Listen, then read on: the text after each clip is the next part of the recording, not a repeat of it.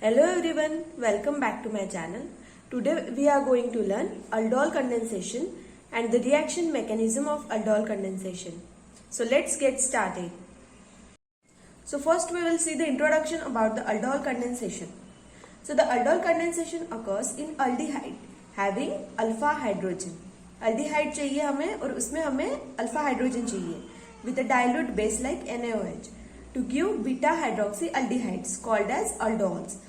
हमें प्रोडक्ट क्या मिलेगा? Beta hydroxy aldehydes. This reaction is most commonly known as aldol condensation. It is an organic reaction in which enolate ion reacts with a carbonyl compound to form beta hydroxy ketone or beta hydroxy aldehyde followed by dehydration to give a conjugated enone.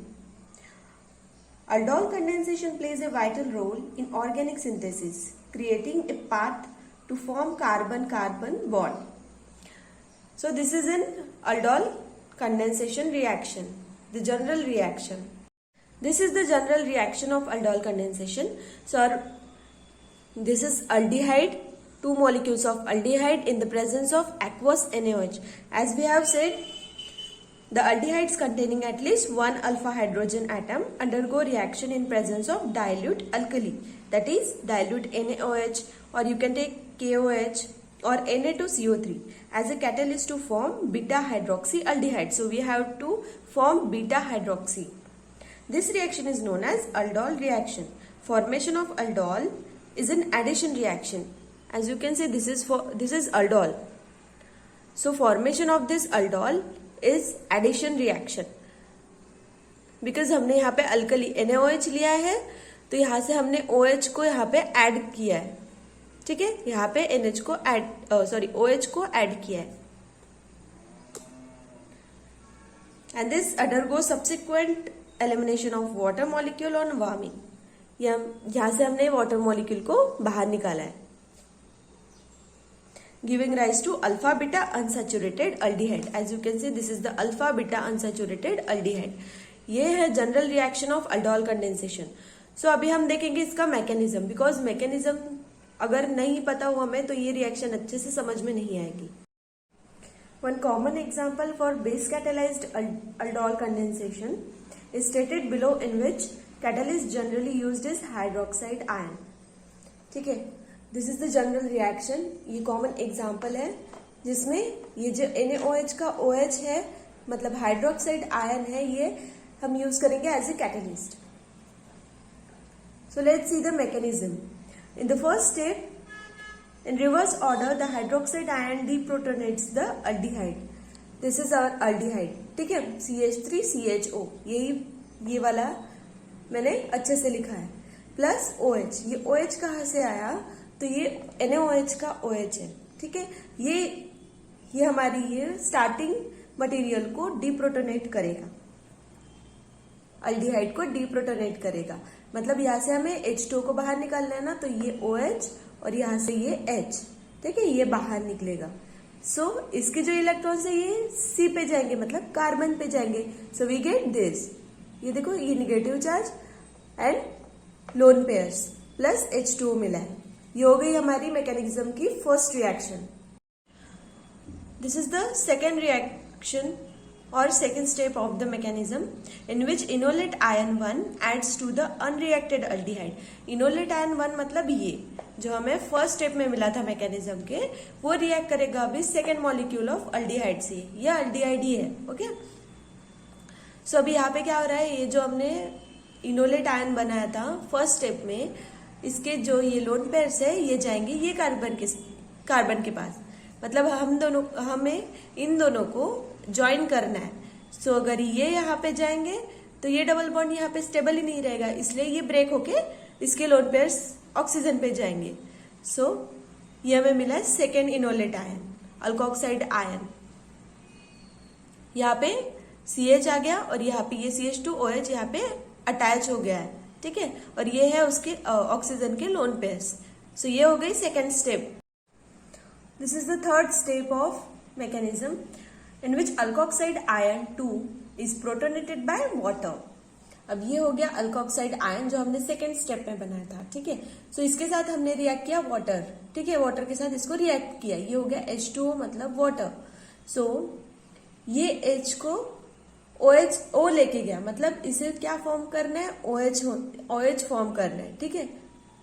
सो हमें क्या मिला है, ये third, जिसमें यहाँ पे O ने H के साथ रिएक्ट कर लिया, मतलब यहां से H2O में से इसने H को ले लिया अपने तरफ, ये हो गया OH, और हमें क्या मिला OH, ये जो रिमेनिंग OH था वो। और ये निगेटिव चार्ज कैसे है, बिकॉज ये बॉन्ड ब्रेक हुआ और इसके लोन पेयर्स यहाँ पे आ गए, ठीक है।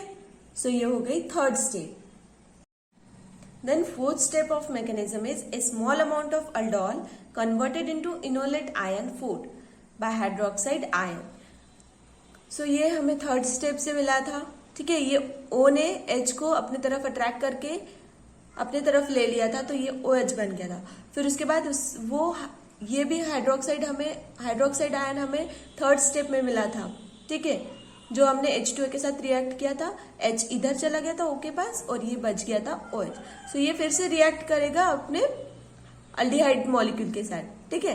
सो यहाँ पे H को हमने बाहर निकाला है, यहाँ पे CH2 था ना, तो ये है CH2। सो अब हमें H2O को यहाँ से बाहर निकालना है, मतलब ये हमने H2O को बाहर निकाल दिया, ठीक है। सो हमें क्या मिलेगा, अब ये H2O तो बाहर निकल गया, बट ये जो बॉन्ड है ये ब्रेक होके इसके लोन पेयर्स कार्बन पे आ गए, इसलिए यहाँ पे लोन पेयर्स आ गए, ठीक है। और क्या मिला हमें, H2O यहाँ से हमने बाहर निकाला। This is the last step of mechanism in which enolate ion 4। So enolate ion 4 मतलब ये जो हमें फोर्थ स्टेप से मिला है, इनोलेट आयन लूजे से हाइड्रोक्साइड आयन, मतलब यहाँ से हाइड्रोक्साइड आयन बाहर निकलेगा, ये OH ग्रुप है, हाइड्रोक्साइड आयन मतलब। सो अभी रिएक्शन में होता क्या है, जो ये है CHO ये ग्रुप है, इस पे हमारे पास लोन पेयर्स है। सो कभी भी रिएक्शन में ऐसे लोन पेयर्स को हम ऐसे नहीं रख सकते, इसे स्टेबल करने पड़ते, इसलिए हम ये यहाँ पे ट्रांसफर करेंगे, तो ये हो जाएगा स्टेबल स्ट्रक्चर। और यहाँ पे हम ट्रांसफर करेंगे तो हमें कार्बन की वैलेंसी भी मेंटेन करनी है, दैट्स वाई हम ये यहाँ से OH को भी बाहर निकाल देंगे, ठीक है। सो हमें मिलेगा अल्फा बीटा अनसैचुरेटेड अल्डिहाइड, और यहाँ पे हमने ये लोन पेयर्स को ऐड किया, मतलब ट्रांसफर किया, तो यहाँ पे आ गया डबल बॉन्ड। सो यहाँ डबल बॉन्ड को ही बोला है अनसैचुरेटेड कंपाउंड, ठीक है। सो ये हो गई हमारी reaction of aldol condensation. Next one is the cross aldol condensation.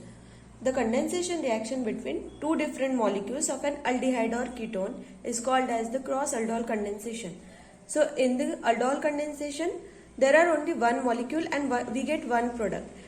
In the aldol condensation, cross aldol condensation, we have two molecules, two different molecules of aldehyde, and we get two different products. As you can see, ये वाले reaction में there is no alpha hydrogen. यहाँ पे hydrogen है ही नहीं, R3C है, मतलब कोई भी अल्काइल ग्रुप है एक मॉलिक्यूल में। ये हो गया वन अल्डिहाइड मॉलिक्यूल, ये हो गया सेकेंड अल्डिहाइड मॉलिक्यूल जिसमें अल्फा हाइड्रोजन प्रेजेंट है, यहाँ पे CH3 है। So we get cross product here in the presence of hydroxide ion, we get cross product, और ये मिल गया simple product. If one of the aldehyde has no alpha hydrogen, मतलब ये, then it can act only as a carbanion acceptor. ये कार्बेनियन acceptor जैसे ही react कर सकता है, ठीक है। In such case only two products are form. This is all about the cross aldol condensation and aldol condensation.